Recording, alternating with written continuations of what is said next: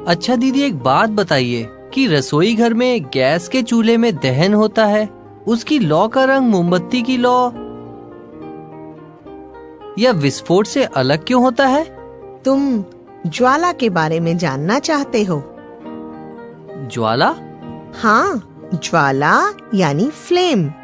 किसी पदार्थ के दहन पर यदि वह वाष्पित होता है तो ज्वाला का निर्माण होता है।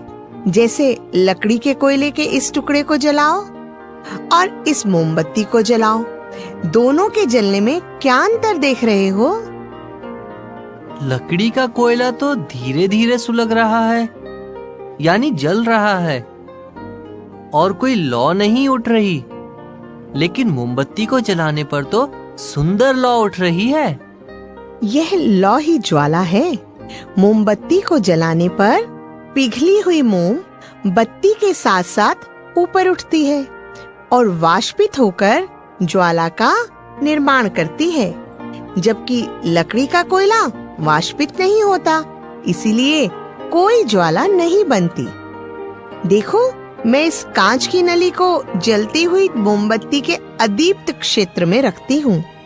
अब इसके दूसरे सिरे पर जलती हुई माचिस की तीली लाती हूँ। दीदी, यहाँ तो इधर भी आग निकली। हाँ, क्योंकि मोम के कुछ वाष्पित कण कांच की नली से दूसरी तरफ आ गए और वह वाष्पित कण ही ज्वाला उत्पन्न करते हैं। दीदी, आपने अभी ज्वाला के अदीप्त क्षेत्र की बात की, वह क्या होता है? मोमबत्ती की इस ज्वाला को ध्यान से देखो। तुम्हें कितने भाग दिखाई दे रहे हैं? 2, 2, 3, नहीं 2।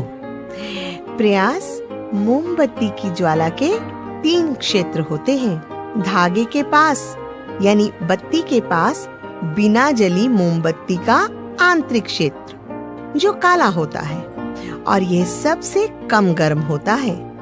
आंशिक दहन वाला मध्य भाग जो पीला या नारंगी लाल दिखाई देता है, जिसका ताप आंतरिक क्षेत्र से अधिक होता है।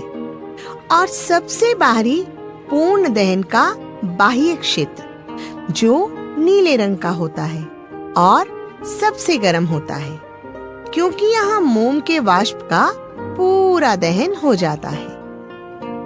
यह अदीप्त क्षेत्र सबसे गर्म होता है, इसीलिए अधिक ताप के लिए हम इसी क्षेत्र का प्रयोग करते हैं।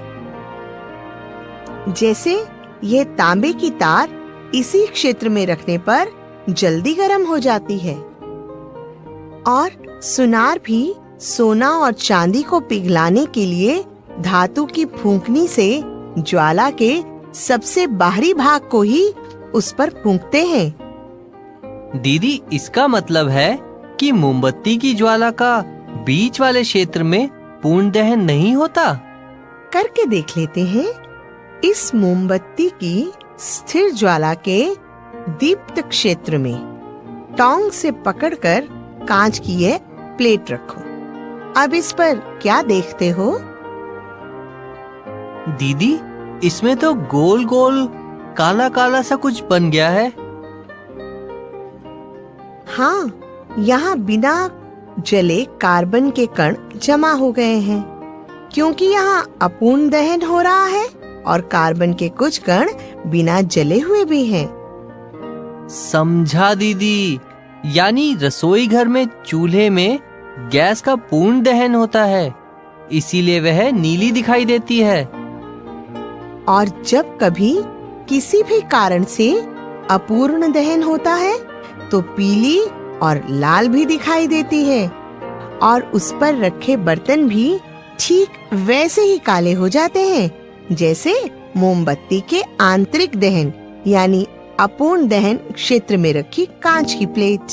तुम्हें एक बात और बताऊं, चूंकि अधिकांशतः एलपीजी का पूर्ण दहन होता है, इसीलिए एलपीजी एक अच्छा ईंधन है और हम रसोई घर में इसी का प्रयोग करते हैं।